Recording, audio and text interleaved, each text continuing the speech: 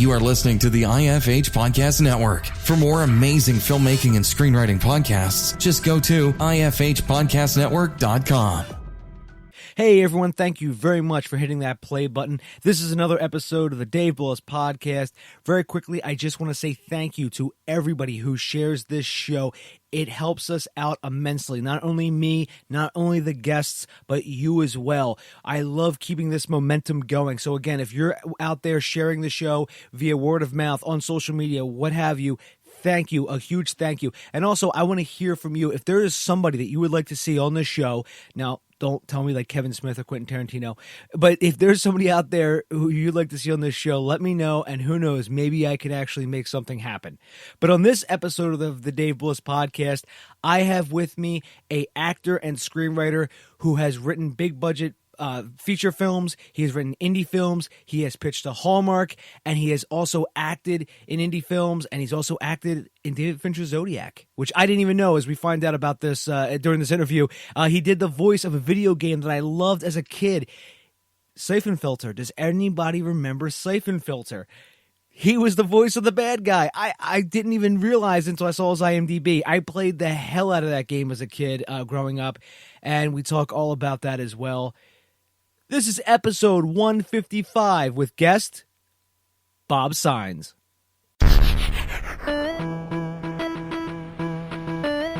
You're listening to the Dave Bullis Podcast.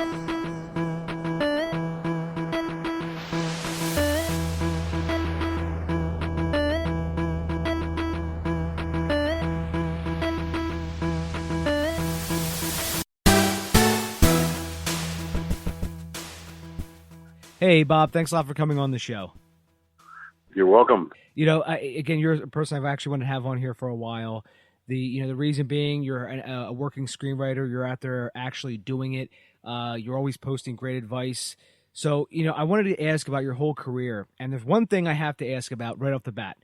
I see on here, in your acting credits, actually, so we're not going to talk about writing, you actually did voices for the games Syphon Filter and Syphon Filter 3. I did voices really for all the Syphon Filter games. I was the main bad guy. I was the man in the shadows. Oh, that's it, Bob. I'm blown away. I think we have to end the whole conversation right now. I don't think we can peak on this. I sat in the Sony studios in Foster City, California with a big gold microphone and did that deep, low voice for that guy who ended up being the senator, who was also the man in the shadows. It was really fun. And what was great about it is they actually paid me extra to stay an hour and make death sounds for people who got shot and got lit on fire and fell off cliffs and stuff. It's just funny because I remember playing Syphon Filter in when did that come out? 2000, I think. Yes, September. Yeah, and I remember playing that, and it is amazing how small this world has become, because now I can remember everything about that first game, especially that first game. And that fact that I saw on your IMDb that you did voices for it, I was like, I got to talk to Bob about this. I just have to. I still get every once in a while the random email from somebody who's a Syphon Filter fan. And there's actually some Syphon Filter, group that gets together and plays or something, and they have a magazine or something, and had me wanted to interview me for it. It was really funny. It's like the video game that wouldn't die. Yeah, and that's just a testament to how popular the game was, because again, that first one, especially, I always remember that first one was just phenomenal. And I remember playing that and just being blown away. Actually, I remember it coming. You know what? The first time I heard about it, I ordered a pizza from Pizza Hut, and they had a free disc glued to the top of the box for the original PlayStation. And I actually remember going, oh, wow, this is pretty cool. And I popped it in, and that's how I played Syphon Filter for the first time. I've never heard that before. That's pretty cool. Yeah, it's actually, it was really cool. Wow. Yeah, no, it was a fun gig, and it was really, and the people were so nice. The guys that produced the game, the guy who was the voice director, the whole thing was just first class, and it was really fun. So, Bob, just to sort of continue with this, when you moved out to LA, was one of your original I goals? don't. Well, let's get something really straight. I don't live in L.A. Oh, you don't? Where do you live? I live in San Francisco. I live in San Francisco. I have had this career totally out of L.A. So let me ask you, Bob: are the rents in San Francisco as bad as they say? Yes, absolutely. They're worse up here than they are in L.A. Up here is like the worst rents I think in the country, except for like Manhattan. My daughter has a friend who has a 2-bedroom apartment in Mountain View right near Google that's like $4,200 a month. Wow. I have a friend who also lives out there. He was actually on this podcast, episode 4, I think, David Huell, and he lives out in San Francisco. And he and I were talking one day, and he was just saying how bad the rents were out there in San Francisco. So more power to you, Bob. More power to you, because you're actually living in making your career. I'm very fortunate. I have a house, so that's part of the reason I don't also go to LA. I also don't go to LA because I'm happy where I am, and I'm 4 hours away, and I've never missed an appointment, and I can come up here and work out of my house and go down there when I have to. So do you just plan like a long drive that day? Do you get in your car and drive there? I leave at 5 a.m. I get there at the latest about 10:30 in the morning, and I can get a whole lot of work done. And I usually stay for 4 or 5 days. This time I stayed for 5 days. Last time I stayed for 5 days because I had a bunch of meetings, and then we had 2 days of shooting, of pickups and VFX and EFX on one of my movies. Oh, it's cool you live so close, and because I've always wondered, if you do live semi close to LA, like you do, how do you actually get out there? Because sometimes I've heard people say, "Listen, I get in with a bunch of other people, we all go down, they do something other, some other means of transportation to get there." But it's just good that you live so close. And so sort of taking a step back, the reason I was asking this was when you decided to move out to California, because you're in San Francisco, did you go out there with the original goal of being an actor? Oh, I was born in California, so I've always been here.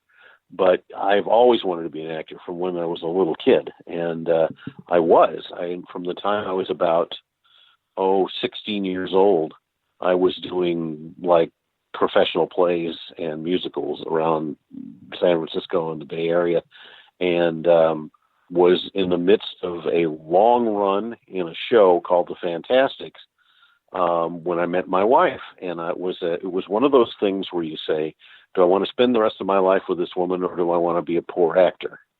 And I decided I would spend the rest of my life with my wife. We've been married 42 years. And so when I was about 40 years old, after I had worked in a real job, but a good job, but a real job, I went to her and said, you know what, we got money in the bank, and it looks like the company I'm working for is not going to be around much longer because they've been bought by somebody else and they're screwing them. I think I want to be an actor again. And when I picked her up off the floor, she said, okay. And I decided, and people told me, you can't do it. You're living in San Francisco. You can't be a professional actor at your age. You can't just change. And I said, why not? And I've spent my life saying why not to people. So it all worked. I got my SAG card in a movie called Angels in the Outfield with one line. Try throwing it over the plate. And I just marketed myself and was relentless in my pursuit, and ended up with a recurring, very, very, very small recurring role on a TV series that shot up here called Nash Bridges with Don Johnson and Cheech Marin. and I used my 6 years on that TV show to work on my writing and get it out to some of the producers on that show. And it kind of all snowballed from there. So when you were reading the script for Nash Bridges, like each week, you would get the script for the latest episode. Would you sort of analyze it in different ways, Bob? Like, would you sort of put on like a writer's hat and say, I wonder how? No, so, I said to myself, I can write better than this crap, and which was funny because guys like Damon Lindelof were writing for Nash at the time.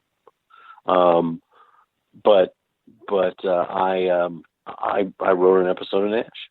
That's what I did, and they didn't buy it, but I got a lot of encouragement from some people, and that's what spurred me on to write my first spec feature, which I optioned.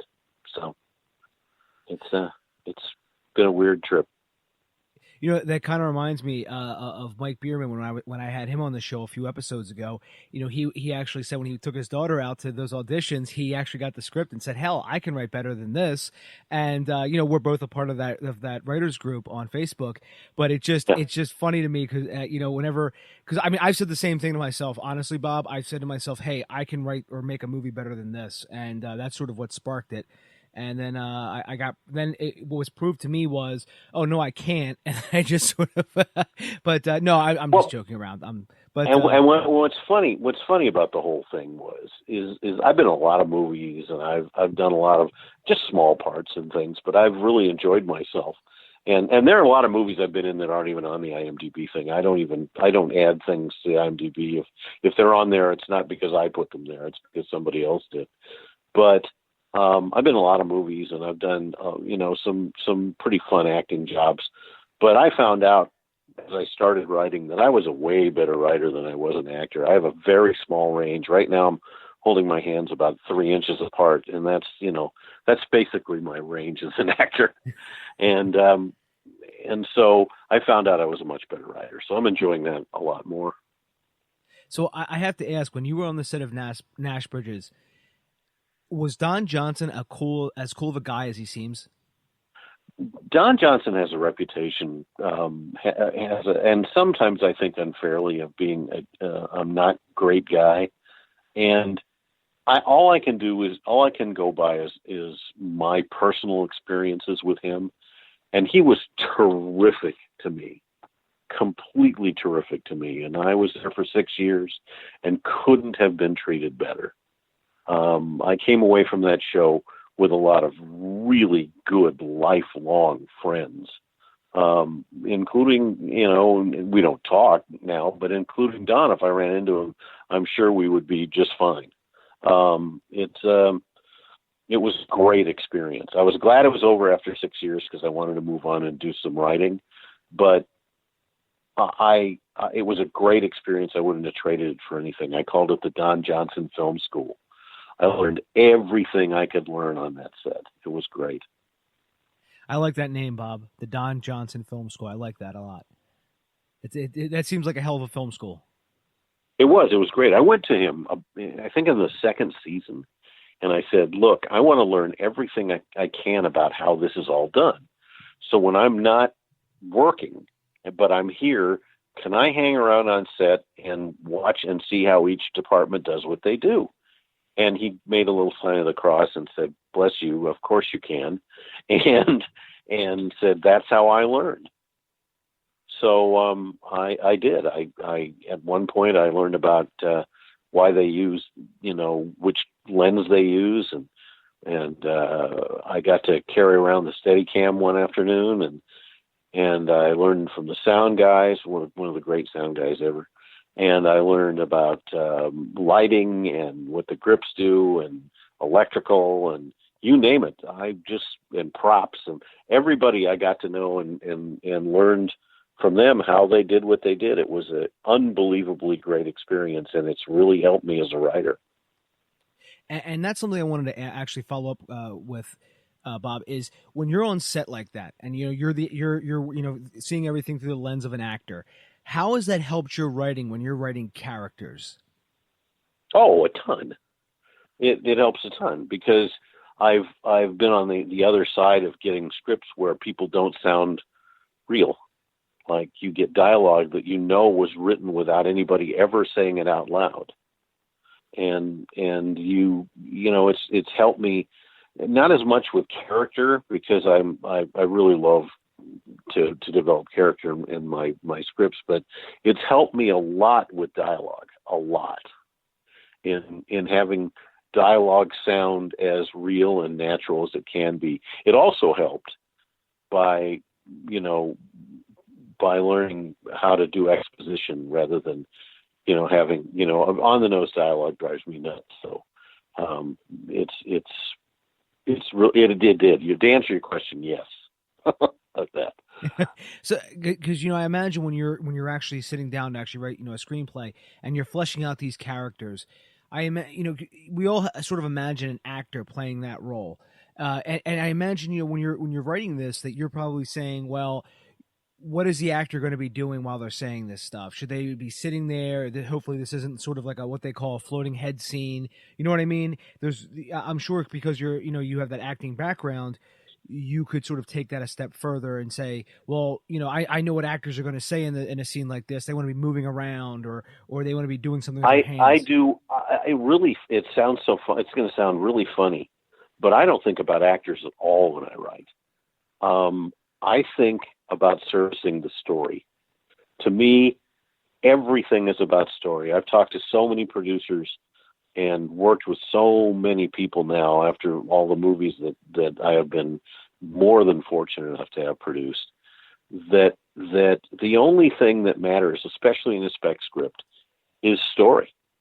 They want to know if they've got a serviceable story that people are going to want to see. And that's when I write a spec, that's what I'm looking for. I'm looking for something that services the story. Yes, if the character in that story needs to move around during a scene rather than just sit, yes, and I think about those things, absolutely. What would the character be doing in this situation? They're not going to be, floating heads, absolutely.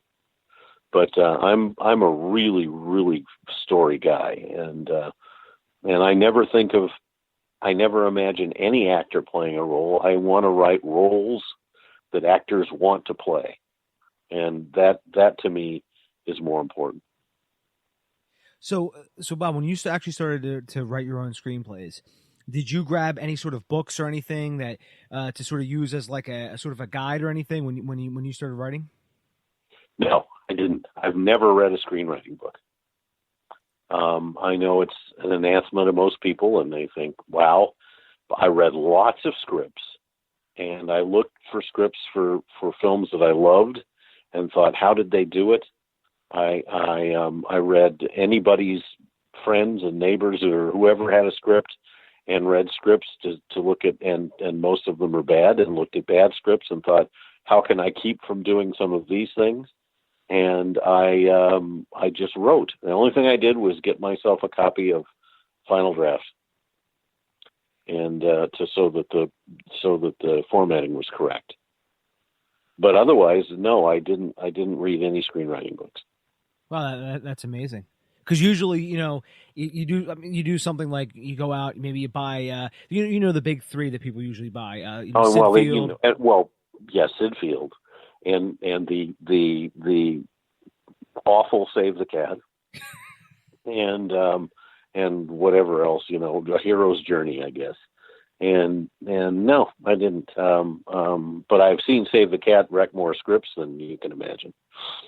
So. Oh yeah. So actually, that's actually interesting because, whenever I'm in a screenwriters group and somebody brings up like The Hero's Journey or Save the Cat or what have you, I usually tell them just to sort of put that aside, because just like you said, it usually wrecks a lot more scripts. The reason being is they're always trying to force these things to happen that aren't organically there, if you know what I mean. Well, like I said before about story, when you do that, you can't service your story. You can't make a story fit into a preconceived box, especially a good story.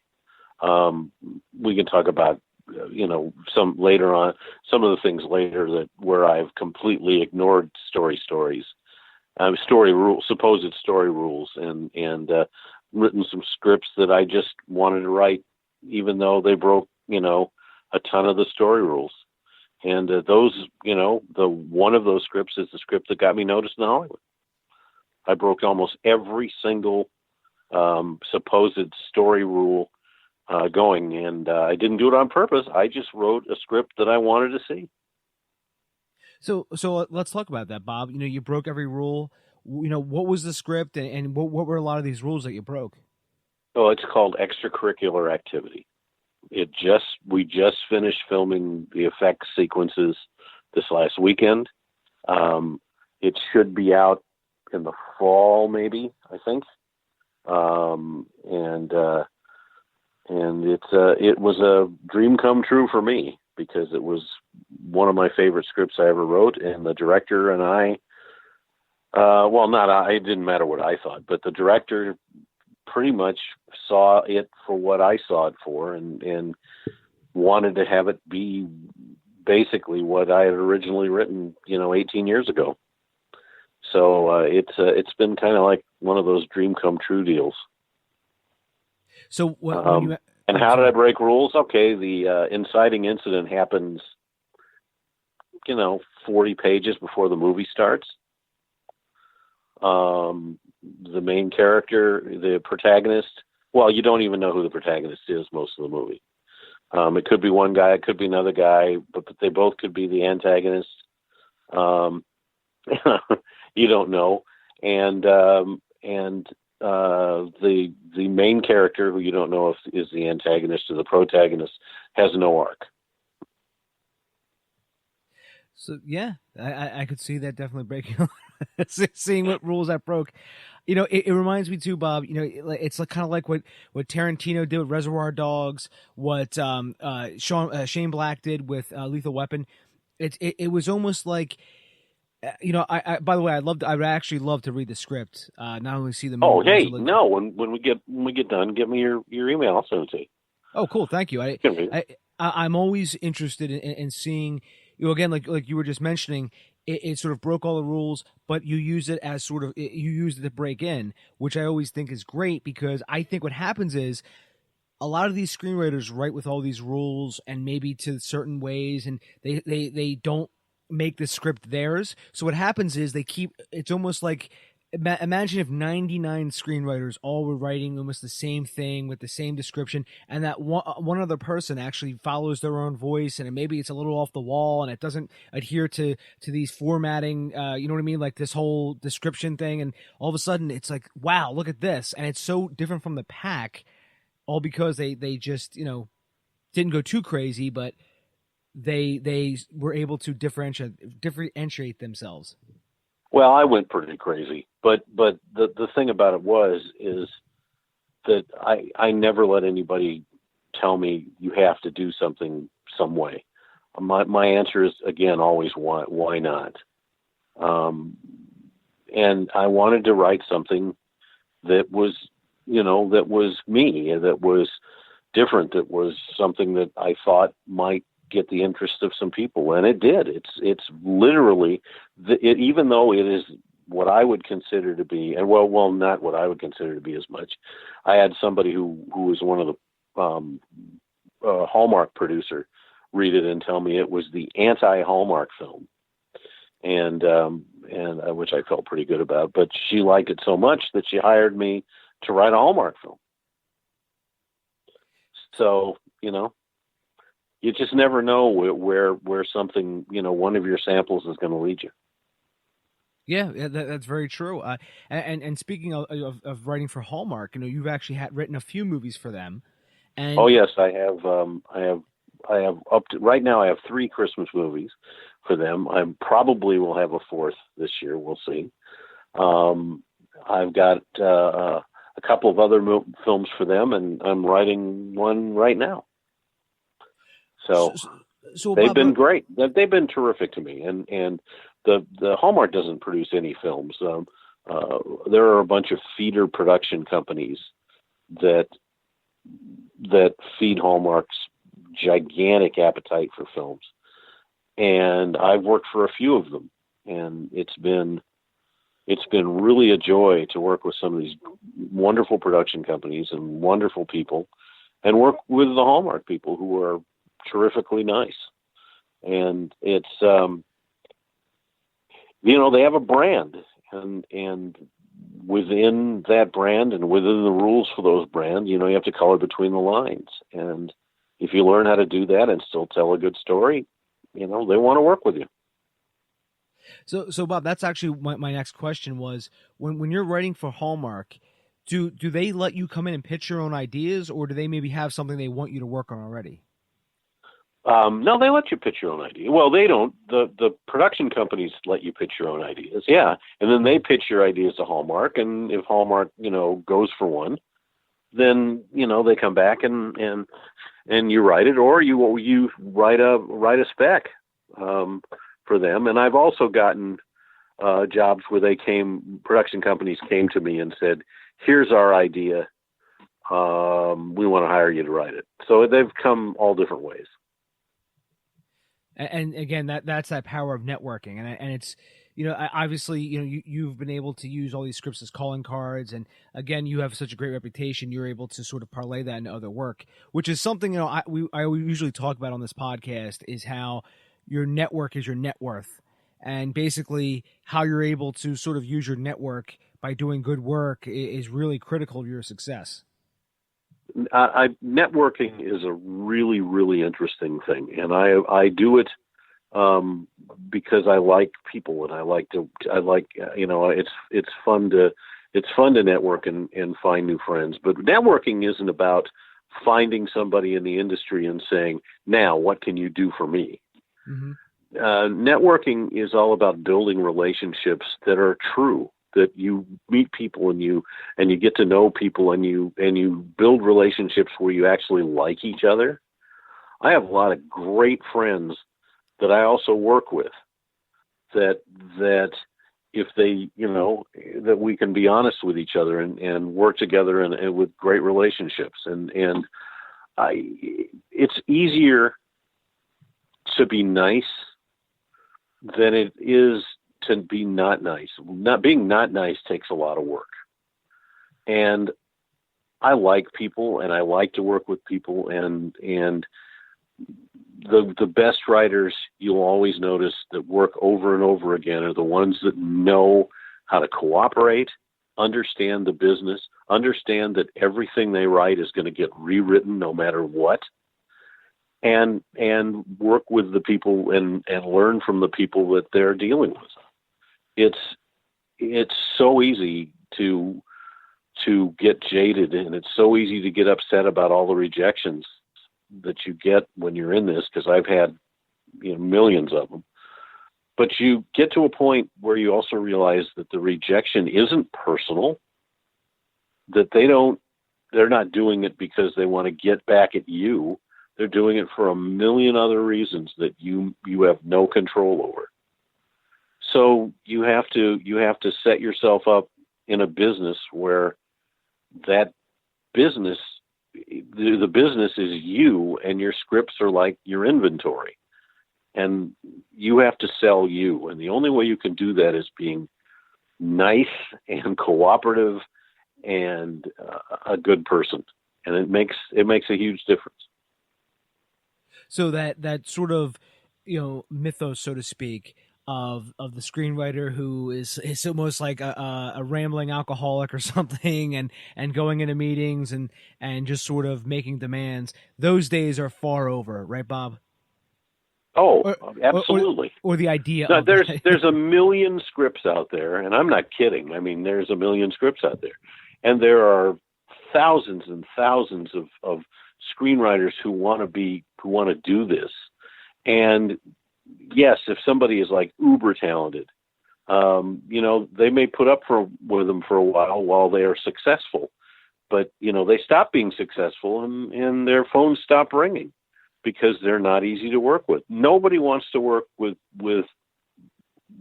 people who aren't easy to work with, and you just learn to it. You just you treat people the way you want to be treated, and it makes a huge difference. Yeah, I concur, Bob. And there was a friend of mine when he does a lot of film work, both as like a producer and a director, and something he instituted finally when he was doing a lot of like indie film. And by indie film, I'll just classify that. I'm going to throw a number out there: 100,000 and under. Now, obviously, I'm just throwing a number out there, but it's basically.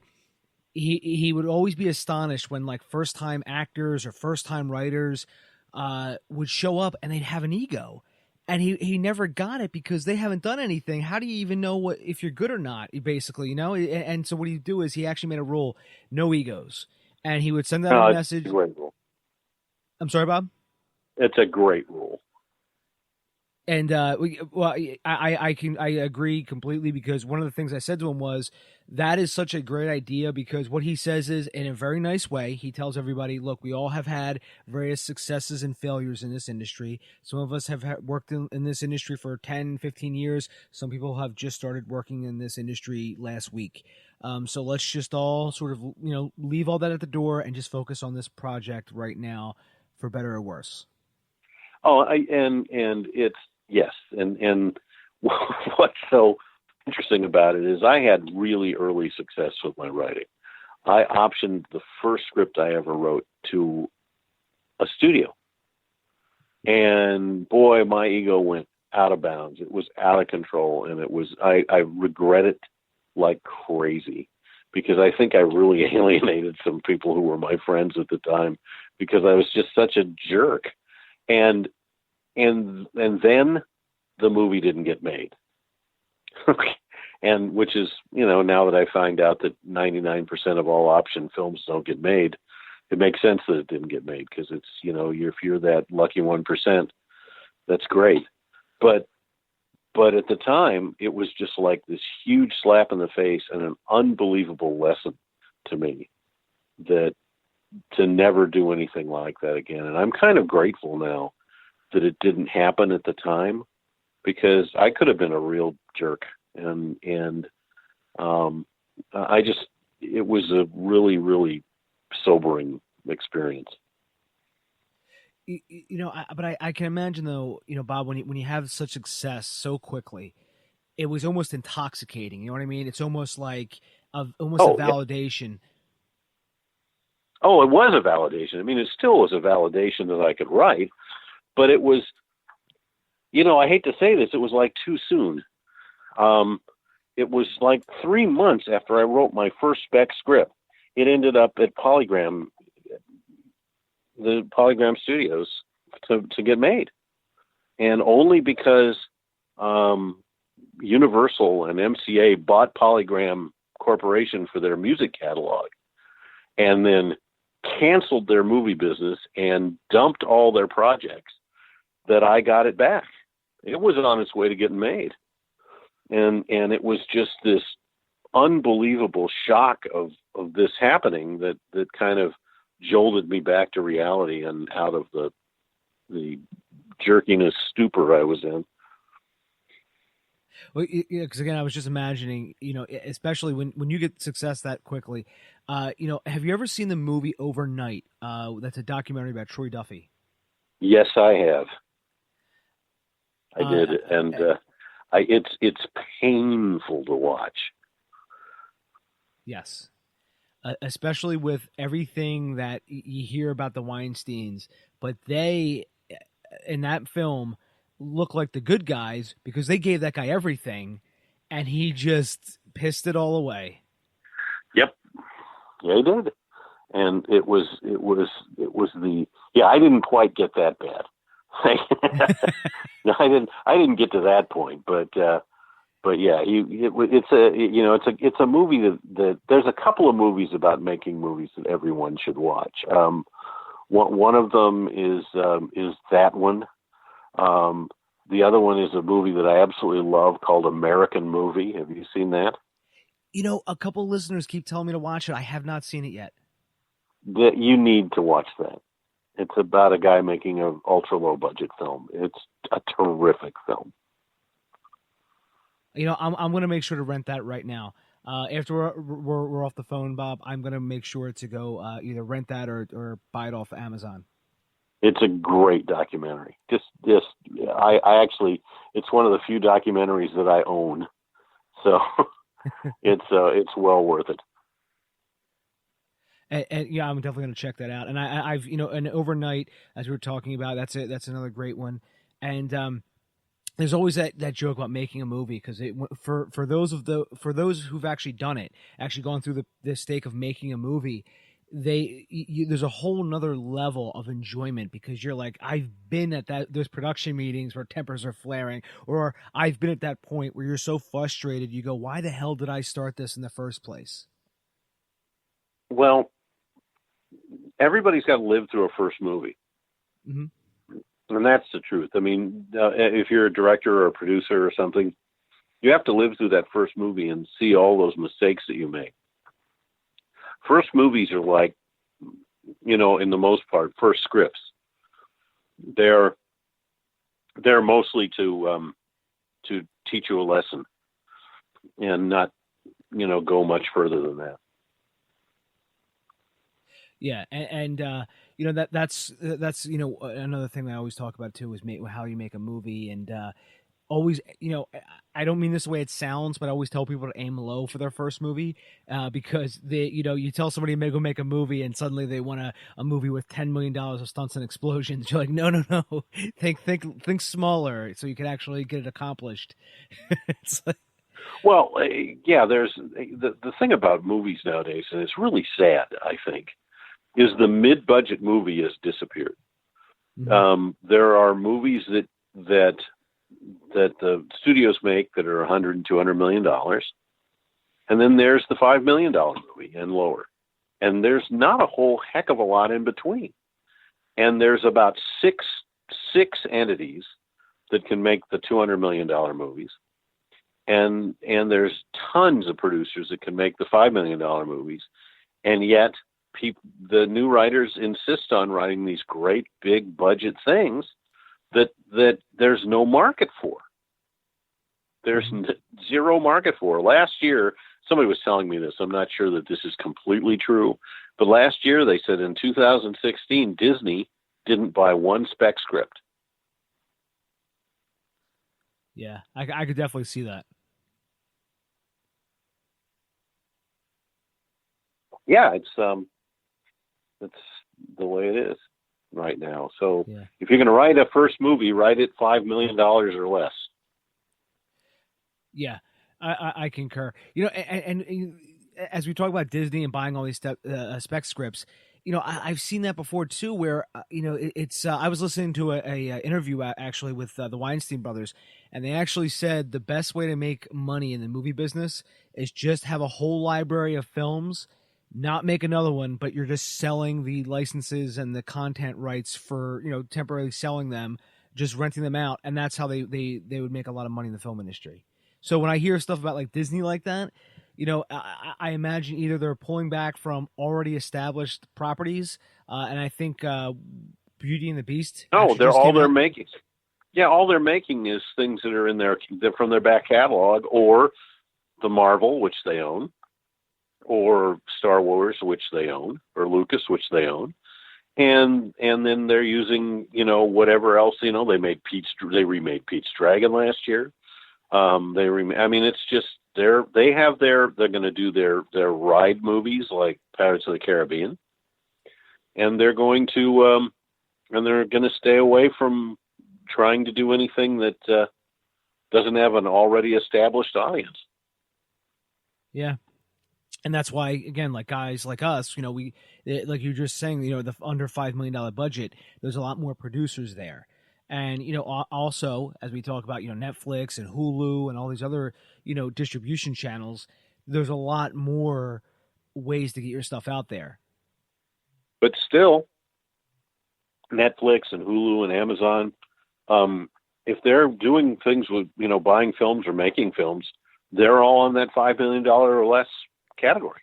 Mm-hmm. I'm not talking about the TV, the series that they end up buying, but those kinds of things. But Netflix and Hulu and Amazon are also buying 99% of what they buy from established writers, producers, directors, production companies, and people like that, when they all first started, they were going to be open to, all kinds of new people, and found out that most new scripts, are from unknown writers are pretty bad, and had to regroup and decide to do it the way the studios do it, through agents and production companies, and that way. So it's not as open as some people think it is.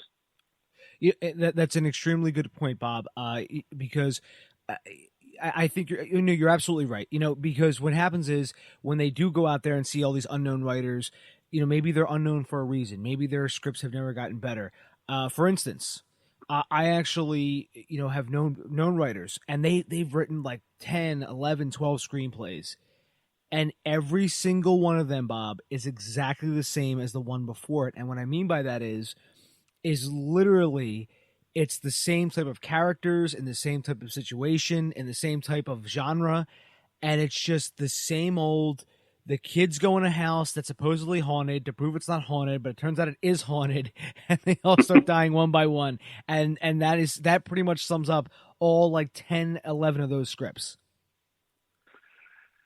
When Amazon first got started, they had that, let's be open to everyone, and let's find, I think their idea behind it was, let's try and get all the great scripts that the studios miss. So they opened up to everyone, and they said, please send us your stuff and we'll read it all, and we'll be buying from unknowns. And they lost $1 million on that deal. And pretty much decided, okay, this isn't the way it works. We need to go to established producers and production companies and writers and stuff. And they realized that having an open submission policy left them open to getting hundreds of thousands of scripts that they had to hire people to read. And most of those scripts probably were read before through various, gatekeepers, or maybe script consultants packages and script consultants and stuff like that. And they all got passes, Yes. So everybody, they all did. Mm-hmm. They all did.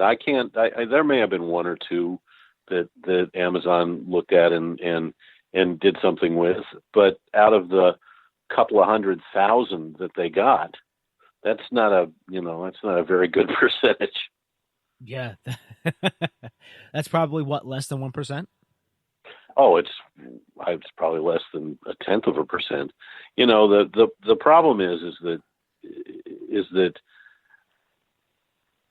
there are, when you set up an open submission like that, is you also set yourself up for people who have unrealistic expectations, that they figure once they are able to openly submit, that they can sit back and wait for the movie to get made.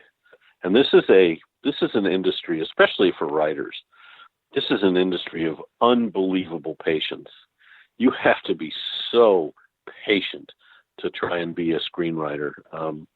It's unbelievable. The average time between the time you write a script and the time that it gets made, if it does get made, is about 8 years. Wow. In the case of Extracurricular Activity, it was 18 years. Yeah, so, there is no instant gratification in this business. None. There are no shortcuts to get something done, and there's no instant gratification. It is a long haul, nose to the grindstone, thick skin business. And, I wanted to ask you too about that. You mentioned nose to the grindstone. I want to ask about your process, Bob, and how, you write screenplays. So when you wake up in the morning, or if you have a morning routine, what are some of the most important things that you do before you start a screenplay? I mean, do you just start with a treatment? Do you just go right into it? Do you outline it all? I come up with a concept, and the concepts can come from anywhere. I've gotten concepts for my scripts from something my kids said to me.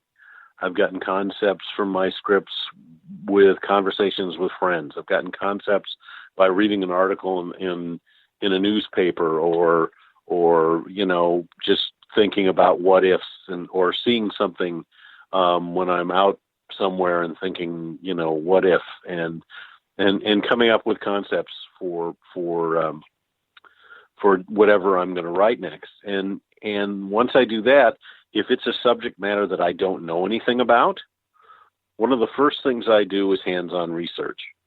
I actually go out and find people that do what I'm going to be writing about, and I ask them about how they do it and what they do. I don't go on Wikipedia on the internet, or look at on the internet. I actually go out and find people. I've been on ride-alongs with cops. I've interviewed police chiefs. I've interviewed doctors. I've gone into hospitals. I've done all kinds of things to get a good idea about how things are done in the area I'm going to write about, so that when I write it, it has its basis in reality, even if I'm going to write something that is completely out in left field. So, Bob, how do you approach people the police and the chief of police? How do you actually approach them about maybe being able to sort of to get them to open up to talk to you? I call them and they say, "Hi, I'm writing a script about this and this and this, and I want to get it right." And everybody says, "Finally, somebody who wants to get what we do right." And they open up and talk to you. I was supposed to talk to a police chief in a small town police chief, because I wrote something that had a small town police chief in it. And I wanted to get stories from him and ideas from him and how it all works. And I was supposed to have 20 minutes with him, and I ended up with almost 2 hours because we were having such a good time. And it was unbelievably helpful in getting me to get a realistic idea of all kinds of different things that ended up in the script. So yeah, people, you'd be surprised that people really want you to get what they do right. So they will open up and talk to you. Yes, I've had people say, no, I'm too busy, or no, that's ridiculous. But, you can always find somebody. So, that's actually something that I've done too. Actually one of the things that I did, Bob, I went on Courier one time, and I actually just asked, "Hey, is there any police officers that would want to talk to me? And this is the reason why, and this is what I'm doing." And I got 4 or 5 responses, and I was able to talk to them, and it was amazing. And and that's what I did. I didn't actually call up anybody in particular. I just put that on Courier. I think that's great. And you just do what you have to do. You do, you do. And you might know somebody that knows somebody that does what you're looking for. And it's a matter of just, networking and finding out about things. And then if you have, if you're doing your and if I come up against something that in a script that I don't know about, I'll make an effort to find out about it, not just make it up. I read a script one time, unfortunately, from another writer that took place in a hospital. And when I finished reading it, I called him and I said, "Have you ever been in a hospital? Because nothing in this script would ever happen in a hospital, ever."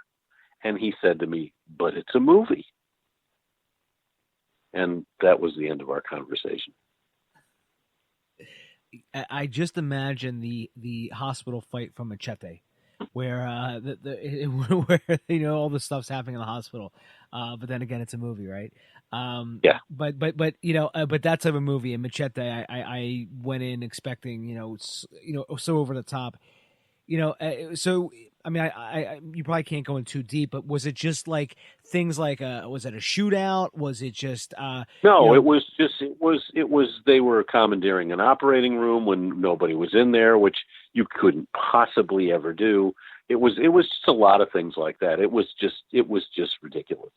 And it was just, you could have a shootout in an operating room if you wanted to. That would be fine, but you have to portray the operating room correctly and how they work. That's not, and Machete is great. I mean, that's Rodriguez, and that's Danny Trejo. And by the way, Danny Trejo's a great guy. But that's a whole nother thing. That's, you suspend your belief in something like that. So, have you actually worked with Danny Trejo, Bob? I was on a TV series for 6 years called Nash Bridges, where I had a really, really, really small part, but they had so many great guest stars. I sat down with Robert Rodriguez one day and picked his brain for about 20, 30 minutes. Trejo was on, and he was great. What a nice guy. Just a terrific guy. And I got to meet some really, really fabulous people, and some people that to me were like icons. One of my favorite movies in the entire world is The Producers. And the guy that played Hans Fliebken, Kenneth Mars, guested on Nash once, and I got to sit down with him, and it was unbelievable. And James Hong who played Lo Pan in Big Trouble in Little China guest starred, and I got to tell him, I'm not worthy. But it was really an amazing experience to be on that show. It was kind of Forrest Gumpy. I got to, be there and meet and see all this wonderful stuff. You can't see this, Bob, because it's a podcast, but to my right, on my right side wall here, is a signed James Hong headshot of him as Lo Pan that I actually got a few years ago at this event that he actually did here in Philadelphia, Chinatown. It was like this meet and greet thing, and he was the honored guest, and I got to meet him, and he's absolutely phenomenal. Yeah, he's just great. He's really funny, and he's really, I walked up to him and I said, "Hey, I got to tell you something." And he looked at me and went, "Lo Pan, huh?" And I said, "Yes." So it was great. Like, yeah, you're Cassandra's father in Wayne's World 2. And he goes, "Oh yeah." But, no, never came up. No. All I could think about is Jack Burton going with fire coming out of his mouth, and that was it. That was it for me. And see, that's such a great story, Bob, because I mean, I've met him actually twice, and everyone who's always met him has always been like, "Wow, he is phenomenal." And when I met him, he was right before Kung Fu Panda 2 or 3, I can't remember which one, but he actually showed a little clip, and he goes, "Listen, everybody." He goes, "You can't video this or I'm going to get beat up by Pixar." He's like, "Pixar's going to come to my house and abduct me." He goes, "So you can't actually show this." And it was just funny because the James Hong delivery of that line. So picture what I just said as James Hong, and now it's funny. Yes, I can picture. I can completely picture. But anyway, he was great, and he was fun on the show, and it was really wonderful to sit down and talk to him. So it's been a really kind of fun experience to be an actor and doing these things. I've worked with some unbelievable directors. I've been lucky enough to work with Coppola twice and as an actor, and Ron Howard once, and Clint Eastwood twice, and David Fincher once in an amazing experience. And it's just been like kismet, and thank you God for, having me be able to have these experiences, because I came away from them happy and amazingly educated about what I saw and took in. So what was that project that you worked on with Fincher? I'm in Zodiac. Really? Yeah. In the it's great. I got a letter from Warner Brothers right after I did it, and it said, "You're in the movie. Come down to the premiere. We can't wait to see you.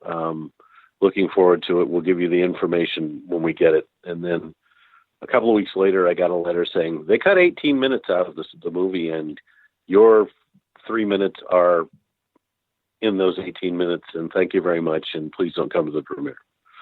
So I thought, okay, well, I've been cut out of, worse movies.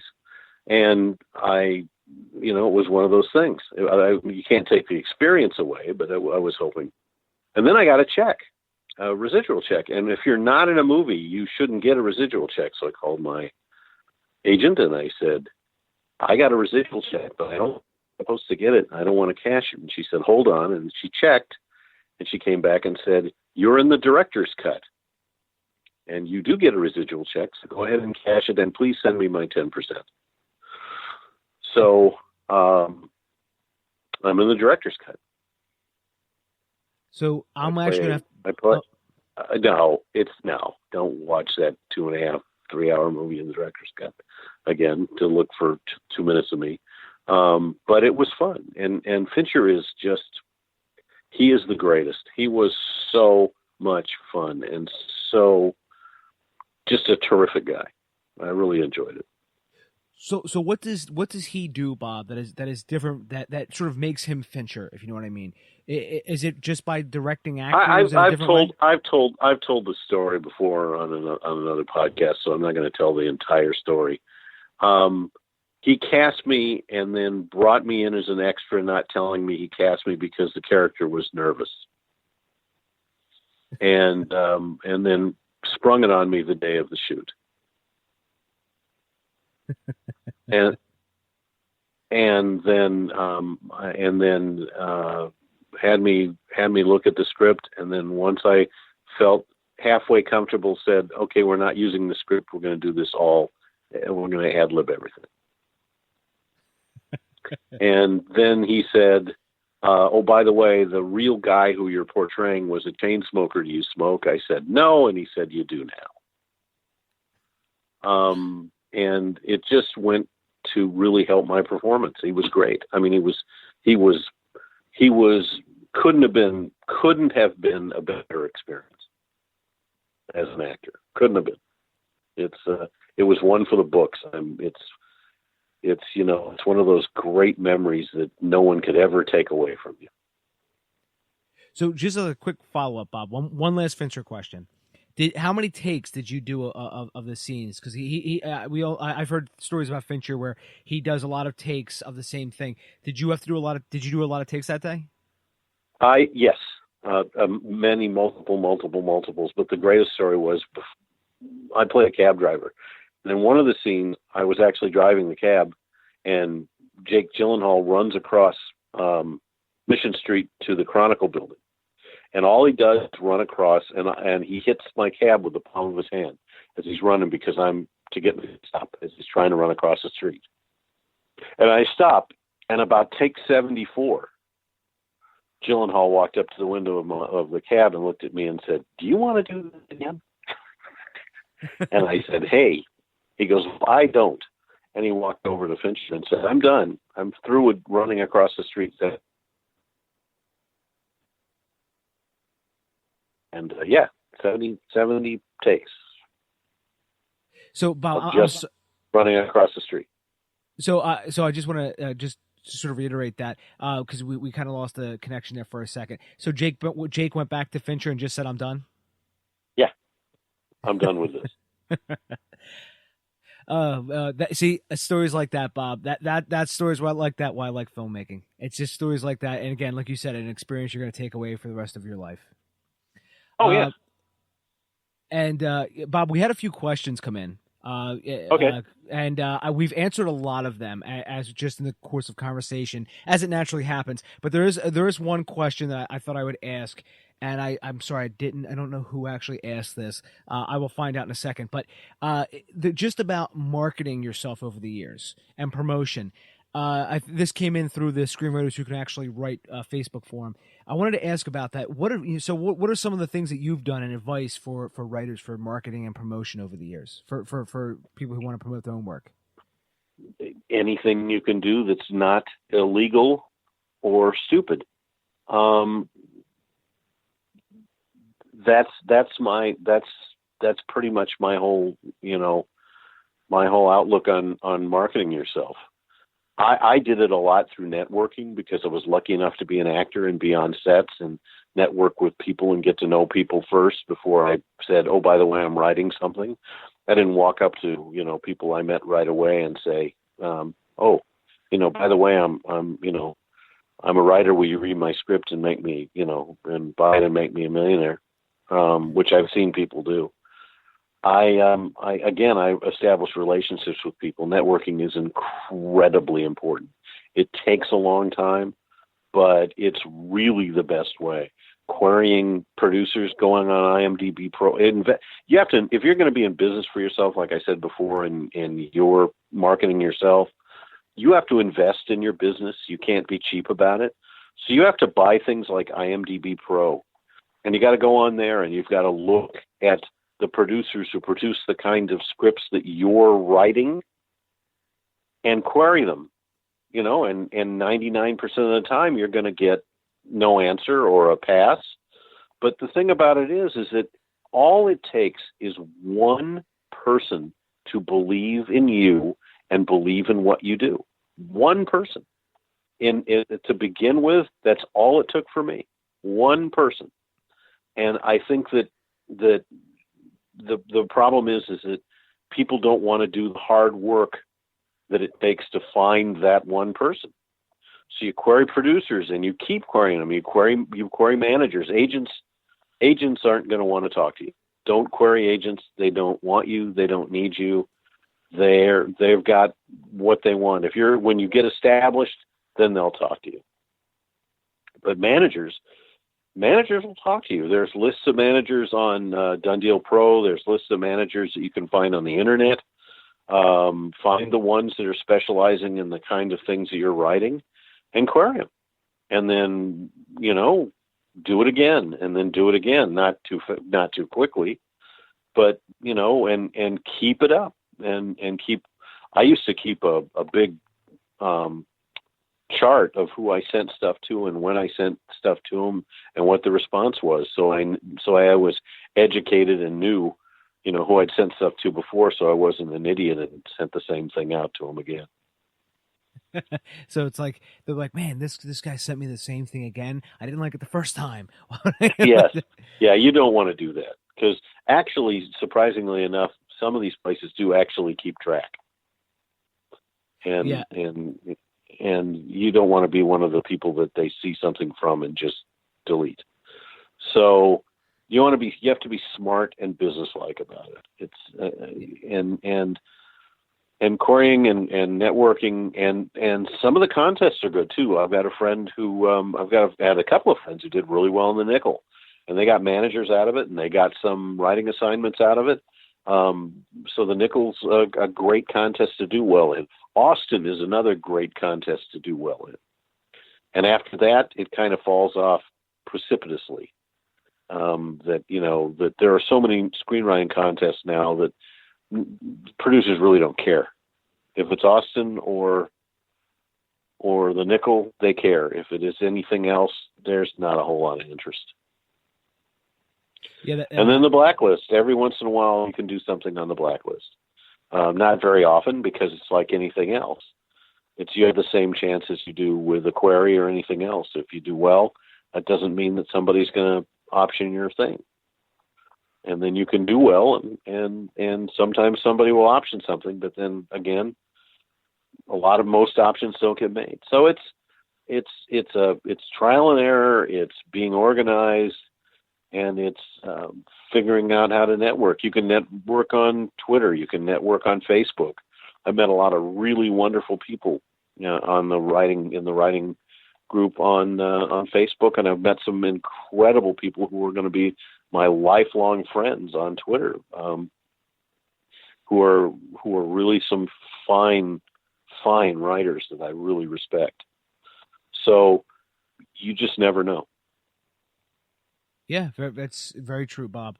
Hey, look, we're friends, and we've been friends for a while, and now we're being able to chat like this, which is great. I like like I said before, I really like your podcast. You ask good questions, and you listen, and you ask good follow-up questions, and you have interesting people on. I can't ask for more than that. Oh, thank you, Bob. I really appreciate that, and it's always good having amazing guests like you on. And please. Seriously.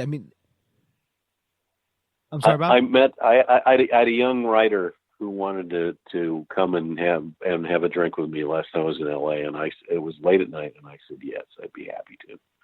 And he comes in and he says, "Look, I'm just so in awe and all this stuff." And I said, "Stop. I don't handle that well.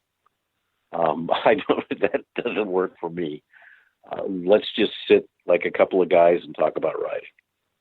And that's thank you for saying I'm amazing. I am who I am, and it doesn't change from person to person.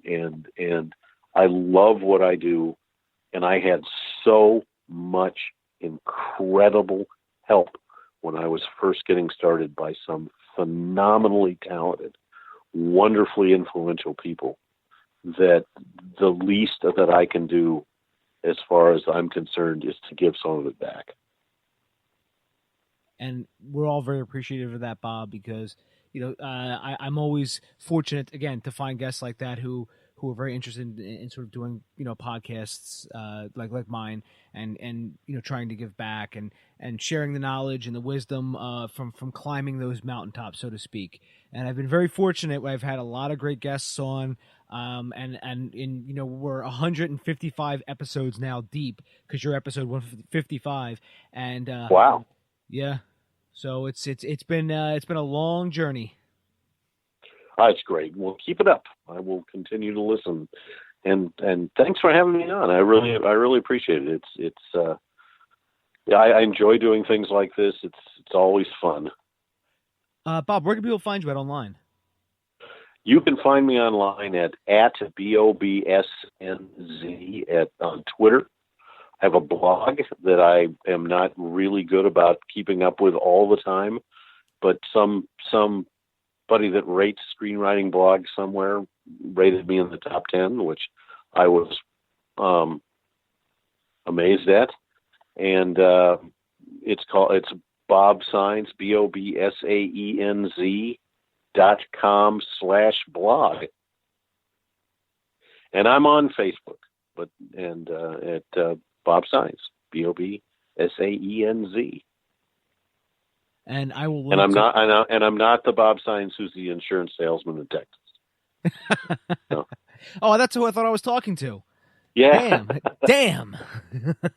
I will link to all that in the show notes, everyone, by the way. So everyone who wants to talk to Bob, I'm going to link to all that.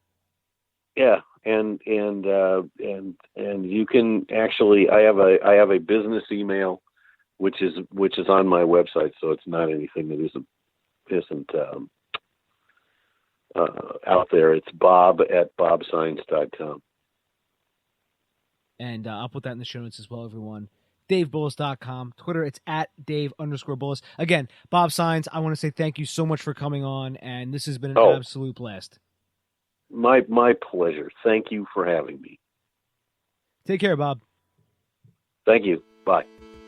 Find Dave at davebullis.com. Please make sure to subscribe and share the podcast.